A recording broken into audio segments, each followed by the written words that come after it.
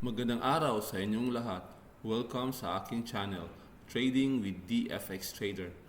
Trade update lang ako sa aking mga trades ngayon. Ngayon meron akong tatlong trades. Ito yung GBP USD, Euro AUD at saka NCD USD.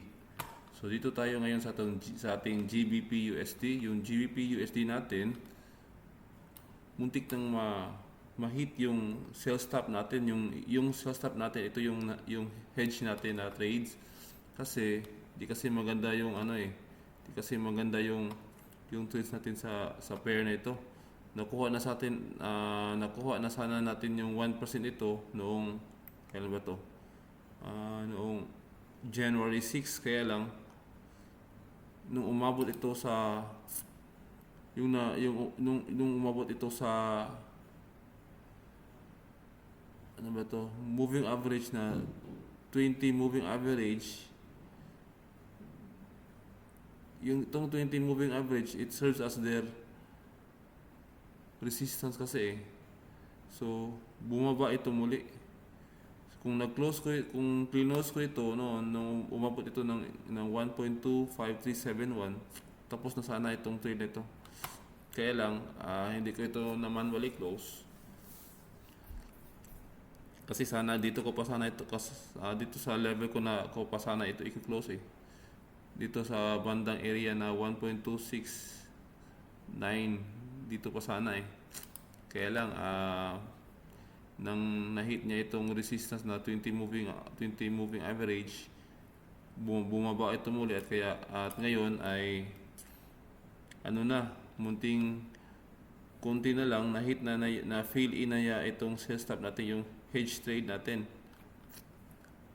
Itong mga blue lines na ito, sa mga ngayon lang, ito yung mga support and resistance natin. Dito tayo sa weekly chart.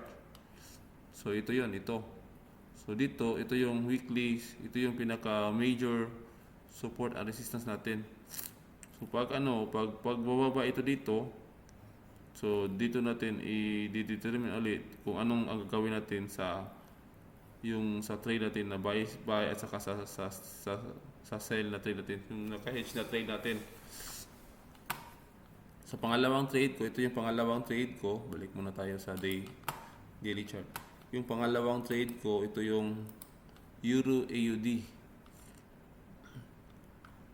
Loading muna ito. So na-trade ito noong January 7, 2025. At sa ngayon ay nasa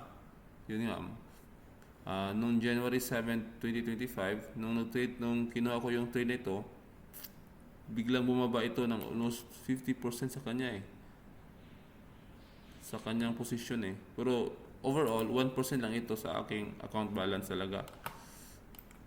So ngayon, mayroon itong 0.08% sa aking account balance. So itong blue na ito yung weekly support or resistance natin na area sa itong blue area natin. So tingnan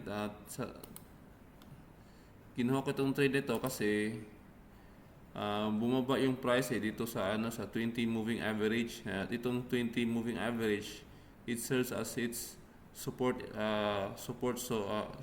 So nang kinuha ko ito ngayon, nang kinuha ko ito noon, nandito pa yan banda eh. Dito eh, meron kasi dalawang green candle dito, green candle eh. Ito red candle, tapos meron dalawang green candle. So the next day, which is January 7, nag-buy trade ako. So antay lang muna tayo ngayon kung talagang aabutin ba niya yung 1%, o kaya ay magbababa ito muli.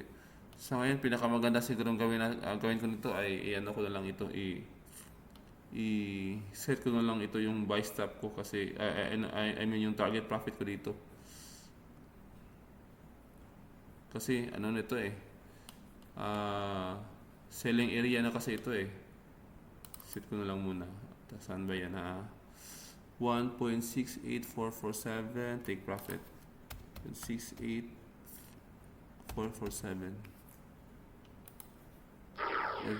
Hindi pala kasi Sabado ngayon, Saturday ngayon sa amin, so market is closed, so hindi ito mas-set. So sa Lunes ko na lang ito i-set yung yung target profit. Kasi yung stop loss natin, yun nga, hindi naman ako naglalagay ng stop loss. Naglalagay ako palagi ng hedge. So ito yung hedge natin, naka-set in place naman siya eh.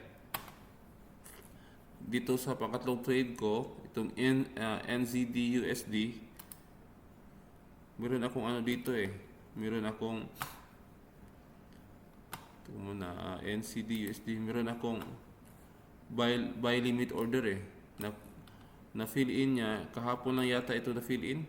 Opo, kahapon lang yata. Yun nga, yung itong blue line na ito yung din.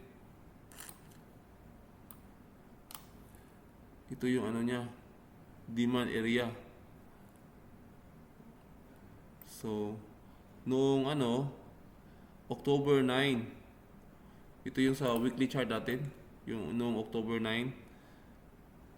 Ito, nagtuloy-tuloy na siya. So, ngayon bumaba ito muli sa area na ito. So, titignan natin, aantayin na natin kung kung ito ba'y magba-bounce back, pataas uli, or ito ba'y bubaba muna dito, kukunin yung i-fill in niya yung sell stop natin, saka siya pag na-fill in yung sell stop natin, yun, i-manage natin yung ating risk. Tignan natin kung ano magagawa natin. Baka pag bandang dito, maglagay tayo ng sell stop so antay lang tayo kung ano mangyayari sa trade na to. Saka tayo gagawa ng susunod na mga hakbang natin kung anong gagawin natin sa trade na ito.